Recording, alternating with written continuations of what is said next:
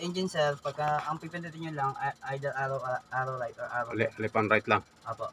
Pag nasa engine na kayo sir, Oh. sir, pag pindot yung ang main page kasi niyan sir, itong status. Oh. Pag pindot nyo sa kanan, pabalik-balik lang yan. Sa kaliwa, ganun din po. Oh. Tapos pag nasa engine na kayo, arrow down or arrow up. Oh. Hindi nyo makikita sir yung parameters niya, yung speed, oil pressure, water temperature, battery sir, kung running hours. Oh. Tapos sa fuel cell kasi niyan, ano siya naka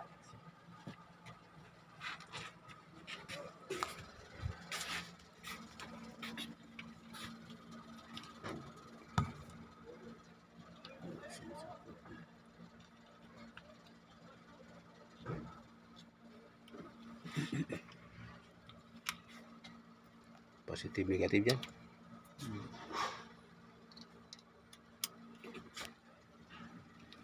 Comments to, no? Nako. Sabihin, tatlo na yung comments na alagaan ko rito. Familiar ka na, sir? Oo, familiar na. Pero iba to eh. Halo, medyo ano to eh. Comments din ba to, sir? Oo, comments yan. Yan o, letter C. Gilid. Ayun o. Pero bilib ako niyan. Kahit bigat ng karga, hila pa rin niya.